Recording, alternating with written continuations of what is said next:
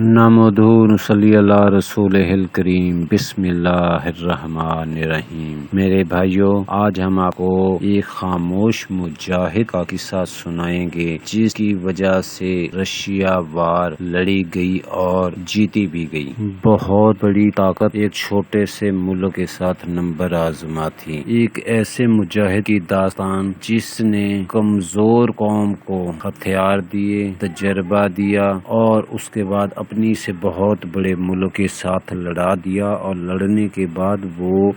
جیتے بھی صحیح۔ آج ہم آپ کو جنرل عبد الرحمن اختر کا پورا قصہ سنائیں گے۔ ایک کمزور ملک اپنے سے بہت طاقتور ملک سے لڑ گیا اور اسے ناکوں چنے چبوائے۔ امریکہ افغانستان سے رسوا ہو کر جا چکا ہے، اور یوں افغان قوم کو غلام بنانے کا ان کا خواب پورا نہیں ہوا۔ یہی وہ چیز تھی جو شروع دن سے وہ سب سیاسی اور عسکری ماہرین کہہ رہے تھے، جنہوں نے بہت سال پیشتر اسی طرح سوویت یونین کو تمام تر فوجی طاقت کے باوجود افغانستان سے ذلیل و رسوا ہو کر راہ فرار اختیار کرتے دیکھا تھا۔ افغانستان پاکستان کا ہمسایہ ملک ہے، اور اس سے پاکستان کے مسلمانوں کے تہذیبی رشتے صدیوں پرانے ہیں۔ دسمبر 1979 میں جب سوویت یونین نے افغانستان میں اپنی فوجیں داخل کی تو پاکستان نے اسی برادرانہ جذبے کے تحت اپنے افغان بھائیوں کی جدوجہد آزادی میں ان کا بھرپور ساتھ دیا، اور سوویت یونین کے خلاف ایک ایسی جنگ لڑی جو عالمی جنگوں کی تاریخ میں اپنی نوعیت کی سب سے منفرد جنگ تھی۔ عسکری اصطلاح میں اس کو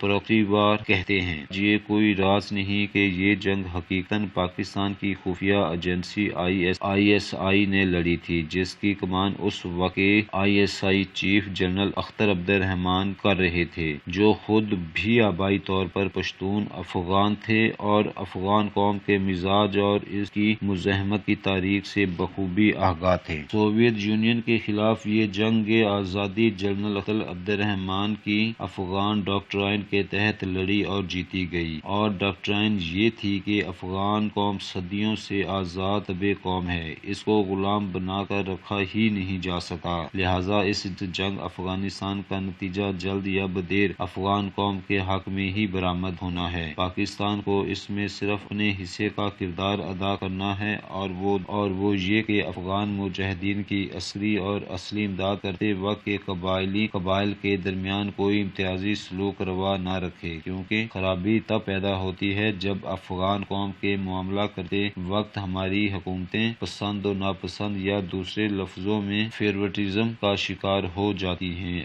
اور یہی افغان ڈاکٹرائن تھی جس کی وجہ سے جنرل اختر عبد الرحمن تمام افغان قبیلوں اور تنظیموں کو روسی حملے کے خلاف متحد کرنے میں کامیاب ہوئے، اور انہوں نے افغان قبائل کی بکھری ہوئی قوت کو اس طرح جمع کیا کہ تھوڑی ہی مدت میں ان کو بہت بڑی فوجی طاقت میں تبدیل کر دیا۔ جب سوویت افواج افغانستان میں داخل ہوئی تو جنرل اختر نے جنرل ضیاء سے کہا، آپ فکر مند نہ ہوں، سوویت یونین کے خلاف ہم نہیں بلکہ براہ راست افغان قبائل لڑیں گے۔ ISI پیچھے رہ کر ان کو صرف فوج، اسلحہ اور تربیت دے گی، اور یہ احتیاط ملحوظ رکھی جائے گی کہ اس پراکسی وار کا درجہ حرارت ایک خاص سطح پر رکھا جائے تاکہ سوویت یونین متشل ہو کر براہ راست پاکستان پر نہ چڑھ دوڑے۔ اس طرح بروس رائڈر بھی اپنی تصنیف افغانستان میں امریکہ کی خفیہ جنگ میں اعتراف کر چکے ہیں۔ یہ پاکستان کی خفیہ ایجنسی ISI تھی جس نے سوویت یونین کے خلاف افغان مجاہدین کو لیڈرشپ، ٹریننگ اور اسٹریٹجی فراہم کی،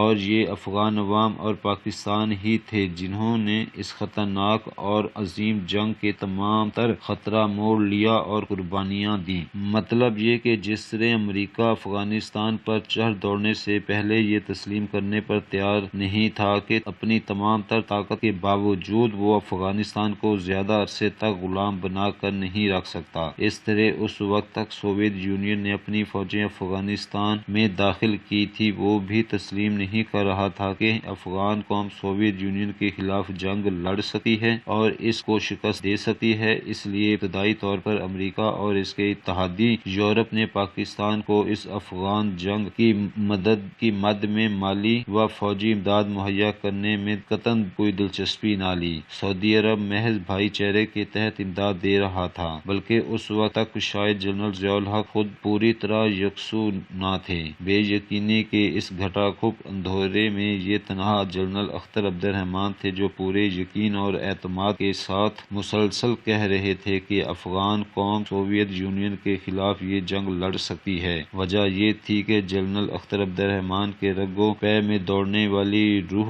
آزادی کو سمجھتے تھے۔ 2 سال بعد جا کے کہیں امریکہ اور یورپ نے جنرل اختر کی موقف کو سمجھا اور افغان مجاہدین کو مالی و فوجی امداد شروع کی، بلکہ اس کے بعد تو جنرل اختر نے افغان مجاہدین کو اسٹنگر میزائل فراہم کرنے کا مطالبہ کیا تو وہ بھی پورا کر دیا گیا۔ اسٹنگر میزائل روسی فوج کے خلاف جنگ میں افغان مجاہدین کے لیے فتح کی کلیدی ثابت ہوئے۔ جنرل اختر عبد الرحمن کی افغان ڈاکٹرائن کا دوسرا نقطہ یہ تھا کہ سوویت یونین کی واپسی اور معاہدہ جنیوا پر دستخط کرنے سے پہلے امریکہ اور سوویت یونین سے افغانستان میں مستحکم حکومت کے قیام کا مطالبہ منوایا جائے۔ ان کی سوچ یہ تھی کہ یہ مطالبہ نہ منوایا گیا تو سوویت یونین کے انخلا کے ساتھ ہی افغانستان میں خانہ جنگی چھڑ جائے گا، جس کا نتیجے میں وہ بیرونی قوت کے افغانستان میں درانداز ہونے اور یہاں انتشار پھیلانے کا خطرہ رہے گا، جو افغانستان اور پاکستان دونوں کے مفاد میں نہیں ہے۔ آج امریکہ اور اس کے اعلیٰ عہدیدار خود تسلیم کرتے ہیں کہ سوویت یونین کی واپسی کے بعد امریکہ نے افغانستان میں مستحکم حکومت قائم کرنے کی اپنی ذمہ داری پوری نہ کی۔ یہ ذمہ داری اگر پوری کر دی جاتی تو افغانستان میں بعد ازاں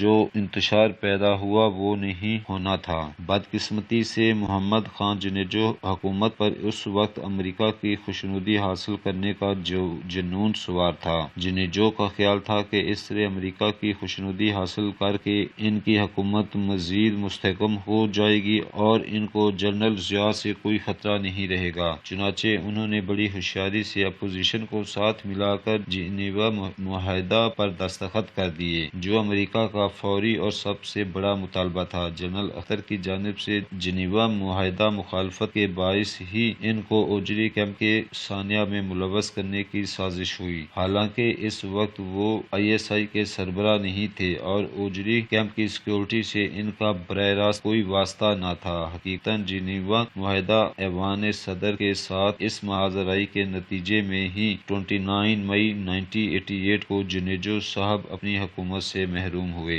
آج تاریخ کا ہر طالب علم سمجھ سکتا ہے اگر افغان جنگ کی کامیابی کے بعد جنرل اختر کی افغان ڈاکٹرائن پر اس کی روح کے مطابق عمل کیا جاتا تو افغانستان میں ایک مستحکم حکومت معرض وجود میں آ سکی تھی۔ یہ حکومت پاکستان کی زبردست حامی ہوتی اور اس کے بعد پاکستان کو افغان بارڈر کی طرف سے کبھی کوئی خطرہ درپیش نہ ہونا تھا۔ افسوس کہ 17 اگست 1988 کو جنرل اختر عبد الرحمن کے بعد بھی پاکستان کی مختلف حکومتوں نے ان کی افغان ڈاکٹرائن کے برعکس افغانستان میں امتیازی پالیسی اختیار کی، جس کے نتیجے میں افغانستان میں انتشار پھیلا، بلکہ افغانستان کی نئی ابھرنے والی لیڈرشپ پاکستان سے ناراض ہو چکی تھی۔ یہ کہنا غلط نہ ہوگا کہ پاکستان آج بھی اگر اس پیچیدہ صورتحال سے نکل سکتا ہے تو صرف جنرل اختر کی وضع کردہ افغان ڈاکٹرائن پر عمل پیرا ہو کر نکل سکتا ہے۔ یہ ہے افغان قوم کے جذبہ آزادی کا دل سے احترام کیا جائے اور افغانستان کے اندر مختلف اور متحارب قبیلوں اور تنظیموں کے درمیان جو دھڑے بازی ہے اس میں براہ راست شریک نہ بنا جائے۔ صرف یہی ایک پالیسی ہے جس پر عمل پیرا ہو کر ہم افغان قوم اور حکومت افغانستان کا اعتماد جیت سکتے ہیں۔